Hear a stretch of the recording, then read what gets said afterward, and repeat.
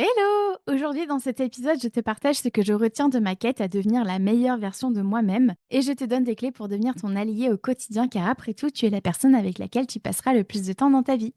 Bienvenue dans ce que je retiens. Si toi aussi tu en as marre des il faut et des je dois, si tu en as marre d'avoir peur d'être jugé et critiqué pour tes choix de vie et que tu souhaiterais être plus sereine au quotidien, tu es au bon endroit. Je m'appelle Camille Lebeau, je suis coach de vie certifiée et je m'appuie sur les neurosciences, l'autocompassion et la communication non violente. C'est parti! Quand j'ai entendu parler du dev perso pour la première fois, j'ai vite compris qu'il fallait que je devienne la meilleure version de moi-même.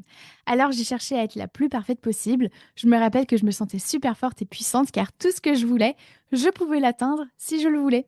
Je me disais que si j'en avais marre de tout le temps être en colère, j'avais qu'à lâcher prise et arrêter de m'énerver. Je me disais que si je voulais que mon appartement soit toujours rangé, j'avais qu'à toujours ranger derrière moi en permanence.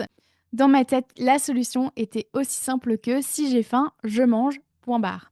Sauf que, manque de peau, la réalité de terrain est tout autre. C'est vraiment difficile pour moi de ne pas ressentir de la colère face à de l'injustice ou de l'irrespect. C'est vraiment difficile pour moi de consacrer autant d'énergie à l'entretien de mon appartement quand j'ai un boulot à plein temps, des proches avec qui j'ai envie de passer du temps et de maladies chroniques et douloureuses et handicapantes à gérer.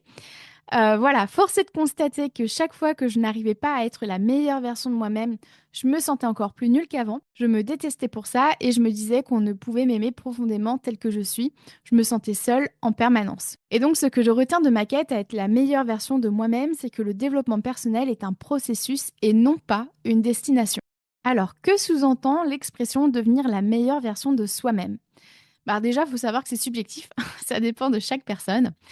En mon sens, ça veut dire se battre avec et contre soi-même, se comparer sans cesse à celle qu'on était il y a une heure, à celle qu'on était hier et à celle qu'on était avant-hier. Ça veut dire passer son temps à se dire qu'on n'est pas assez bien, qu'on devrait faire mieux. En bref, en cherchant à devenir la meilleure version de soi-même, on se tape dessus, on se dévalorise, on se dénigre, et tout ça sans répit. Ah c'est pas glorieux, hein. Je sais, je sais. Et pour autant, je ne te jette pas la pierre car moi-même, j'ai été dans cette quête-là et quasiment la totalité des femmes que je coach sont dans cette quête-là également. Bon, alors qu'est-ce qui fait qu'on cherche à s'améliorer en permanence? J'ai identifié 6 raisons qui font qu'on veuille devenir la meilleure version de soi-même. La première, c'est qu'on est dans une société d'ultra-performance. La deuxième, c'est qu'on a envie d'avancer sur des projets ou bien concrétiser des rêves. La troisième, c'est qu'on souhaite gommer certains traits de caractère ou comportements qu'on n'aime pas chez soi. La troisième, c'est pour ne plus recevoir certaines remarques de notre entourage. La cinquième, c'est pour ne plus être jugé. Et la sixième, c'est pour s'estimer à la hausse. Sauf que ce n'est pas en se dénigrant et en se rabaissant qu'on s'aimera plus et que notre relation à soi sera plus douce. Changer de comportement dans l'espoir de ne plus être jugé ou bien de ne plus recevoir de remarques, ça revient à gaspiller son temps et son énergie. Je te rappelle qu'on n'a pas la capacité de contrôler le comportement ni les pensées d'autrui. Lutter contre ce qui nous rend unique et humaine ne nous aidera pas à avoir une relation avec soi apaisée. Et pour concrétiser ces projets, on a plus besoin d'encouragement et de soutien que de coups de pied au cul et de réprimandes. Et tout ça, c'est pas moi qui le dis, c'est la recherche scientifique. Le fait d'être dure et exigeante avec soi-même, de se taper dessus, c'est ce que la science appelle l'autocritique. Et justement, dans l'épisode 98 du podcast, j'aborde 5 mythes principaux autour de l'autocritique, comme par exemple, c'est normal de se taper dessus, je dois être dur avec moi-même pour progresser, je dois être dur avec moi-même, sinon les autres le seront. Je t'invite donc chaleureusement à aller écouter cet épisode, le 98, car il va de pair avec celui-ci. Je t'ai même listé toutes mes sources scientifiques dans les notes de ces 2 épisodes. Donc si je résume, chercher à devenir la meilleure version de soi-même, ça revient à idéaliser la perfection qui est inatteignable, se comparer aux autres, se taper dessus, se dénigrer et se rabaisser. Et tout ça, ça ne nous amène pas à progresser, ni nous préserve du regard des autres, ni ne contribue à une relation à soi apaisée. En revanche, ça a des conséquences néfastes sur notre santé mentale. Car finalement, ce n'est pas ça le but du dev perso. Ce n'est pas d'aller moins bien, mais d'aller mieux. Note que je ne parle pas d'aller bien, mais je parle d'aller mieux. Cette nuance est très importante car elle montre qu'il n'est pas question de perfection mais de progression. C'est en ça que le dev perso est un processus et non pas une destination. Ce processus implique d'apprendre à se connaître, à tendre vers une vie plus agréable. Ça permet aussi de cultiver son intelligence émotionnelle, sa confiance en soi, mais aussi de se donner les moyens d'atteindre ses objectifs tout en trouvant un sens à sa vie. Il n'est pas question de supprimer ce qui nous rend humains, à savoir le fait de ressentir certaines émotions ou de ne pas arriver à faire quelque chose. Il n'est pas question de se fliquer H24 non plus. Il n'est pas question de se rajouter un poids sur les épaules Non plus. Le dev perso n'est pas non plus une injonction à s'aimer à tout prix. Pour moi, le dev perso, c'est une rencontre avec soi. Et grâce au coaching, on a l'opportunité d'aller à un point A à un point B. C'est une randonnée dans ta grande rando qu'est la vie. Et grâce à des outils puissants ainsi qu'à une méthode efficace s'appuyant sur la recherche scientifique, je suis capable de t'aider à te créer une vie qui te ressemble. Parce qu'au fond, tu es la personne avec laquelle tu passeras le plus de temps dans ta vie. Alors, autant apprendre à ne plus te battre contre toi, mais à investir ton temps et ton énergie pour devenir ton allié et vivre ta vie pleinement. Et tu n'as pas besoin de t'aimer pour être ton allié. Ne pas te battre contre toi suffit amplement pour devenir ta propre alliée. Tu vois, en cherchant à devenir la meilleure version de toi-même, tu te retrouves à te battre contre la toi du passé. Mais que dira la toi de demain quant à celle que tu es aujourd'hui? Quand est-ce que ça s'arrête? Jamais. Alors que chaque jour est une opportunité pour moins te battre avec toi. Chaque jour est une opportunité pour apprendre de la personne que tu as été la veille. Car après tout, c'est grâce à la toi d'hier et du passé que tu en es là aujourd'hui, que tu as réussi tant de belles choses, que tu as tant de beaux souvenirs. Est-ce que tu vois comme c'est bien plus puissant de te considérer comme une alliée? Ça te rendra ta rando de la vie bien plus agréable. Et donc, si toi aussi tu souhaites devenir ton allié au quotidien, voici ce que je te propose.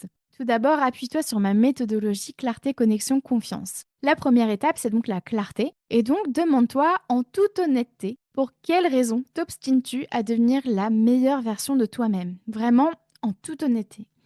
Deuxième chose, fais le point sur ta relation à toi. Que penses-tu de toi? Que ressens-tu à ton égard? Comment te vois-tu? Qu'est-ce que tu aimes chez toi et pourquoi? Qu'est-ce que tu n'aimes pas chez toi et pourquoi? Dans quelle situation te félicites-tu? Dans quelle situation te tapes-tu dessus? Sous quelles conditions estimes-tu mériter ton propre amour, ton propre respect? Troisième point dans cette étape de la clarté, à quoi ça ressemblerait concrètement le fait d'être ton allié au quotidien? Comment te traiterais-tu? Comment te parlerais-tu? Que ferais-tu? Que ne ferais-tu plus? La deuxième étape, c'est la connexion. Alors tout d'abord, connecte-toi à tes besoins. Pour ce faire, reprends la liste des émotions que tu ressens à ton égard et demande-toi ceci. Telle émotion désagréable que je ressens vis-à-vis de moi m'informe que j'ai besoin de quoi? En fait, chaque émotion désagréable que tu ressens t'informe qu'un ou plusieurs de tes besoins n'est pas encore nourri. Donc c'est hyper important de creuser plus loin que tes émotions. Deuxième étape dans la connexion, demande-toi comment tu peux venir nourrir tes besoins. Je te rappelle que pour un besoin, il existe mille et une stratégies, manières ou actions pour le nourrir et que tes besoins peuvent être nourris soit par l'aide extérieure, soit par toi-même. Par exemple, si pour devenir ton allié, tu as besoin de douceur, alors tu peux mettre un fond d'écran avec une phrase inspirante comme par exemple j'ai le choix entre me mettre des coups de pied au cul ou bien de me prendre par la main. Tu peux aussi pratiquer un toucher apaisant, porter un bijou ou un vêtement qui t'évoque la douceur, etc. Tu vois, il existe mille et une stratégies pour nourrir un seul et même besoin. Et puis, troisième point dans l'étape de la connexion, il s'agit de la connexion à l'autre. Donc, on a été voir la connexion à soi, maintenant on va voir la connexion aux autres. Reconnecte-toi à ce qui te rend pleinement humaine. Dans ces moments-là où tu as envie de t'en mettre plein la figure, rappelle-toi que c'est normal que tu te comportes comme ça avec toi-même. Durant les phases d'apprentissage, on trébuche plusieurs fois, que personne ne nous a appris à se traiter avec douceur et bienveillance. Cette étape-là, c'est ce qu'on appelle l'humanité commune, le fait de savoir qu'on n'est pas seul à traverser ce qu'on traverse, qu'on est normal, qu'on est pleinement humaine. Et puis la troisième étape de ma méthodologie, c'est la confiance. Donc demande-toi ce que tu peux te dire de doux, de soutenant et d'aimant lorsque tu reprends les armes contre toi, lorsque tu t'agaces. Qu'est-ce que tu peux te dire? Que dirais-tu à une personne que tu aimes et qui traverse la même chose que toi? Que lui dirais-tu? Comment te comporterais-tu avec elle? Tu peux te comporter de la même manière avec elle qu'avec toi. Et deuxième point, dans l'étape de la confiance, demande-toi qu'est-ce que j'ai besoin d'entendre là? Qu'est-ce que j'aimerais qu'on me dise pour devenir ma propre alliée? Viens noter tout cela et relis-le aussi souvent que tu en ressens le besoin. Et pour conclure, je t'invite également à écouter les épisodes complémentaires suivants. Le 43 sur le lien entre la comparaison et la confiance en soi, le 64 sur le syndrome de l'imposteur et comment en sortir, le 76 sur les 4 mythes sur les besoins, le 77 sur les 3 mythes sur le perfectionnisme, le 91 sur comment définir des objectifs kiffants et réalistes, le 94 sur quoi faire face aux conseils non sollicités, le 98 est un essentiel, c'est sur l'autocritique, et le 95, c'est sur comment déterminer tes propres critères de réussite. Et voilà pour aujourd'hui. Et toi, que retiens-tu de cet épisode?